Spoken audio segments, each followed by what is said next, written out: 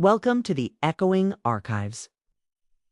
I work the night shift in a small town library. My hours are 10 p.m. to 6 a.m., which means I'm the only staff member present when the building is at its most vulnerable.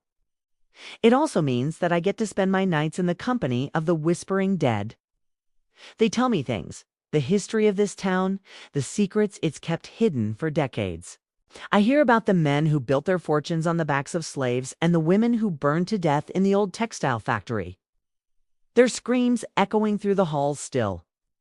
They were the couple who died in the house on Hillside Avenue. Their love for each other so strong that even death couldn't keep them apart, letting their words echo through the silent halls. As I read, I felt their presence grow stronger. As suddenly as they had appeared, they vanished, leaving me alone in the darkness with their story and the knowledge that I had just made their spirits rest easy, their voices rising in a crescendo of sound and fury. They wanted me to know their story, to share their love with the world.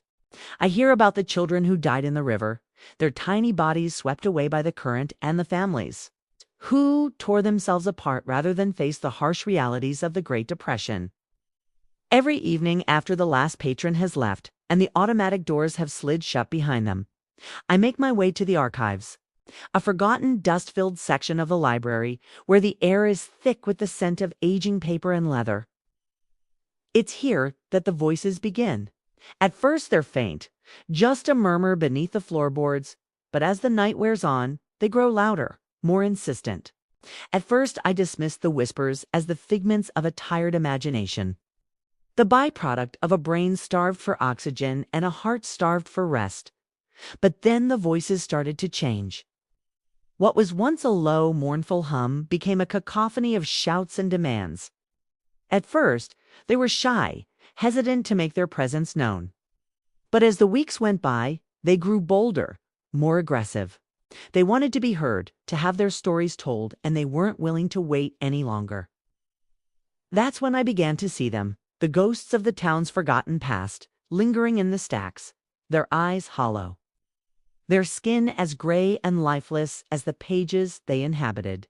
One evening I felt a cold hand on my shoulder, and I turned to see a woman in a tattered nightgown and a man in a dusty top hat. And so I did. I wrote down their story, the story of their undying love, and I read it aloud into the empty archives.